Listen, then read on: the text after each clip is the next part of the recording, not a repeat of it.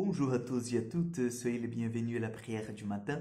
Nous commençons notre journée, nous supplions au Seigneur sa force, sa bénédiction et aussi le courage d'avancer dans ce chemin de désert, dans ce chemin de purification, de connaissance de l'amour de Dieu. Au nom du Père, du Fils et du Saint-Esprit. Amen. Je vous salue Marie, pleine de grâce, le Seigneur est avec vous. Vous êtes bénie entre toutes les femmes. Jésus, le fruit de vos entrailles, est béni. Sainte Marie, Mère de Dieu, priez pour nous pauvres pécheurs, maintenant et à l'heure de notre mort. Amen. Notre-Dame de la sagesse, priez pour nous. Chers frères et sœurs, aujourd'hui nous prenons l'évangile de Matthieu, chapitre 20, versets 17 au 28.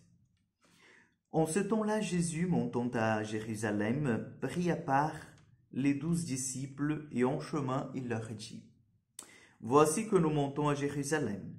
Le Fils de l'homme sera livré aux grands prêtres et aux scribes. Ils le condamneront à mort et le livreront aux nations païennes pour qu'elles se moquent de lui et le flagellent et le crucifient. Le troisième jour, il ressuscitera. Alors, la mère des fils de Zébédée s'approcha de Jésus avec ses fils, Jacques et Jean. Elle se prosterna pour lui faire une demande. Jésus lui dit : Que veux-tu ? Jésus lui dit : Que veux-tu ?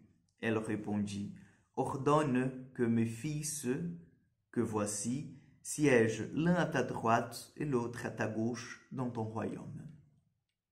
Jésus répondit : Vous ne savez pas ce que vous demandez. Pouvez-vous boire la coupe que je vais boire ? Ils lui disent : Nous le pouvons.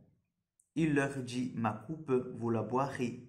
Quant à siéger à ma droite et à ma gauche, ce n'est pas à moi de l'accorder. Il y a ceux qui cela est préparé par mon Père. Les 10 autres qui avaient entendu s'indignèrent contre les 2 frères. Jésus les appela et dit : Vous le savez, les chefs des nations les commandent en maîtres et les grands font sentir leur pouvoir. Parmi vous, il ne devra pas être ainsi. Celui qui veut devenir grand parmi vous sera votre serviteur, et celui qui veut être parmi vous le premier sera votre esclave. Ainsi, le Fils de l'homme n'est pas venu pour être servi, mais pour servir et donner sa vie en rançon pour la multitude. Acclamons la parole de Dieu. Qu'est-ce que nous apprenons du Seigneur aujourd'hui, chers frères et sœurs, que le chemin du salut, de la sainteté, passe par le chemin du service et de l'humiliation. C'est cela qu'il nous apprend aujourd'hui.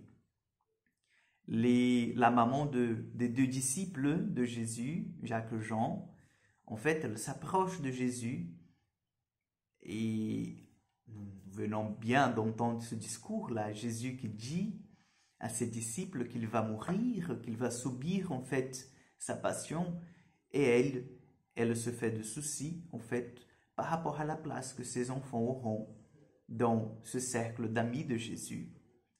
Et puis qu'est-ce qu'elle fait ? Elle se prosterne devant Jésus, c'est une vraie demande, en disant Jésus, mais en fait mes 2 enfants, un à ta droite et un à ta gauche, qu'ils soient comme toi, grands comme toi.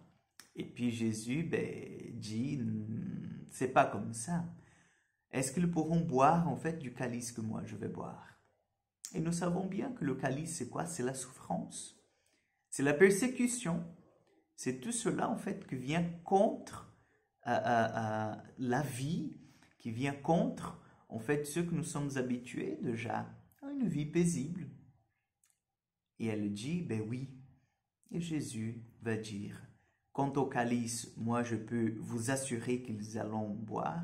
Alors de s'asseoir à côté de moi, à ma gauche ou à ma droite, ça ne revient pas à moi, mais à celui qui est plus grand que moi, au Père. Chers frères et sœurs, qu'est-ce que c'est le plus important pour nous aujourd'hui ? Le point, je dirais, crucial de notre rencontre, c'est que nous tous, nous sommes appelés à boire le même calice de Jésus.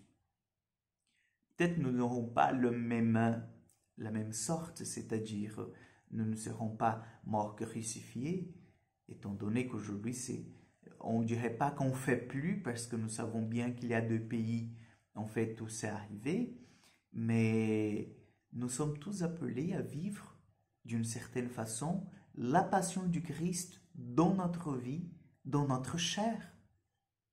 Et cette coupe, pour les disciples du Christ, ils ne pourront pas s'en passer. Donc demandons au Seigneur sa force, sa grâce au cours de ce carême, que nous soyons vraiment de disciples qui acceptent recevoir du Seigneur, en fait tout, sans rien refuser. Amen. Le Seigneur soit avec vous, que Dieu Tout-Puissant vous bénisse et vous garde, le Père, le Fils et le Saint-Esprit. Amen. Que Dieu vous bénisse et à demain pour encore une prière du matin.